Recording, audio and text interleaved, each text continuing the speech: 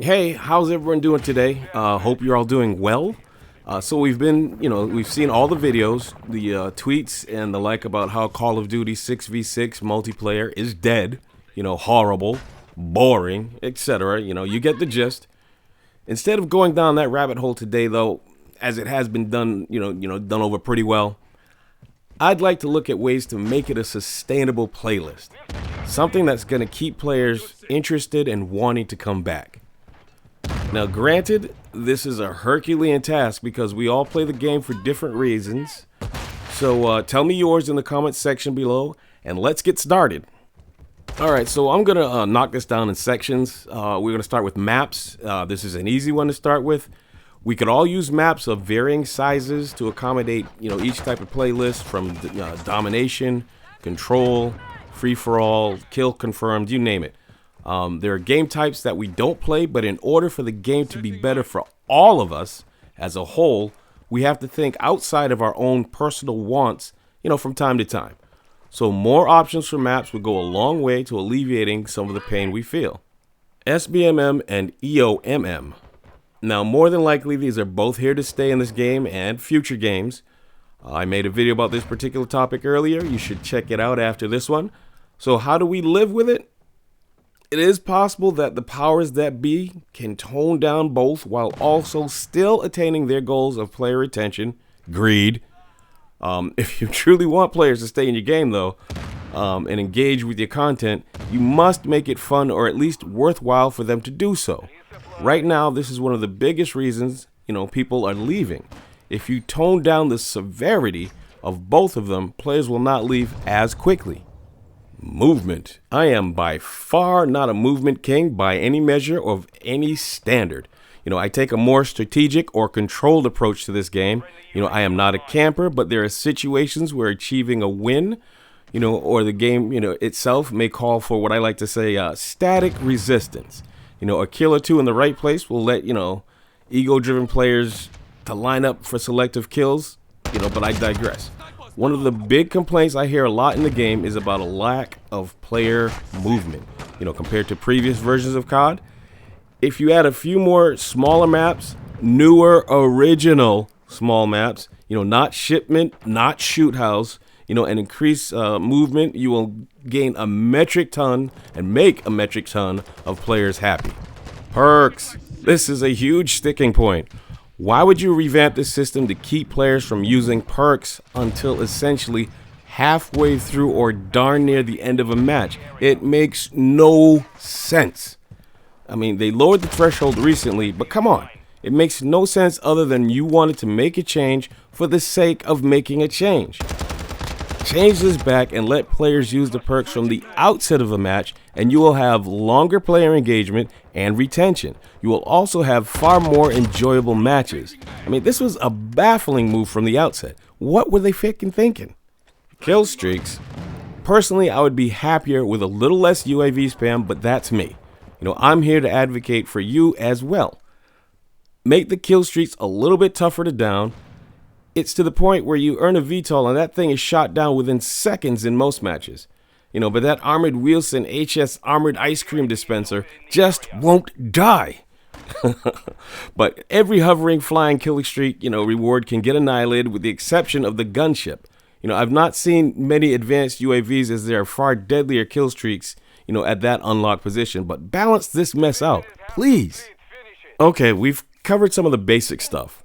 Changing and tweaking those items would help immensely, but if you want to make 6v6 multiplayer something people want to play over and over again, we're going to need to be creative.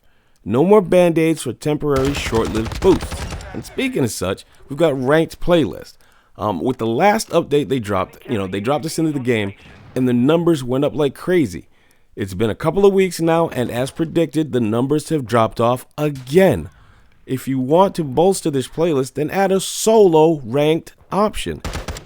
This would open up a new avenue for players that don't roll with a squad, to have a better chance at attaining higher rankings in the playlist without getting stomped by preset squads.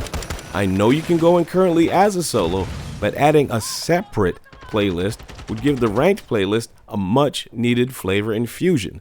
Nobody wants to go in and play ranked and get dumped on or added to a team that nobody's really communicating with, and you're just getting mud stomped, okay? Nobody wants to get mollywopped in ranked playlist if they can help it. All right, right to the meat and potatoes here, the 6v6. This is a tough one, but this is why we are all here. All of the previous suggestions contribute to this item, but we've got to add more.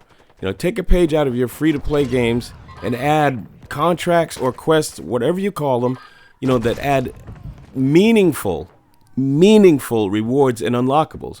Weapon attachments would be a good place to start. Get rid of the poorly executed and burdensome system we have now for unlocking weapon attachments. Move them into 6v6. Keep the cosmetic system the way it is if you want. The hardcore grinders like myself will still do it, but if you change the unlockables, for weapons, you will have a higher retention and a higher population in multiplayer, playlist matches. In-match contracts could be selected from a rotating daily list. Now, we've had the little briefcase before if you played COD. I can't remember exactly which one it is off the top of my head, but we've had those before, kind of. You could access, before entering 6v6 matches, these, contracts that, are on a daily rotating list or something like that.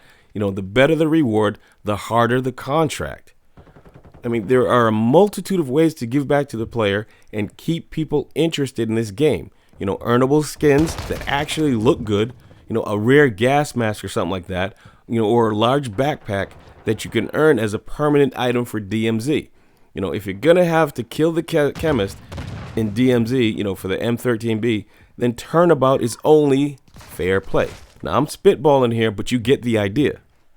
Now, if you don't want to do a contract, then you don't have to, but, doing X amount of contracts, say, in a week, can give you some sort of XP boost or gun boost or even, COD points to spend. But we know they're not going to do that. I know this may sound a bit out there, to some of you, and you may not think this is even a solution of sorts, but I am at least trying to help solve a problem that plagues this game and all of us that play it. I would love to hear your solutions or suggestions on this topic. Let's get a civil discourse on how to make the game actually better, for the solo player to the squads, for the player that only has an hour or two a week to play, or the hardcore grinder and even the casual player. Either way, we have to have innovative ways to save 6v6 or it's going to go the way of the dinosaurs. I mean, this thing is dying on the vine, right before our very eyes. They are pushing the heck out of Warzone 2 and to a lesser extent DMZ. Now, I prefer DMZ, but I've been kind of getting into Warzone 2 a little bit, but it's still kind of iffy. I don't want to see 6v6 get any less love and attention, though. It needs a refresh in the worst way. So there it is. Let me know your thoughts and solutions in the comments section. It's your time, and I thank you for sharing it with me. Have a great day.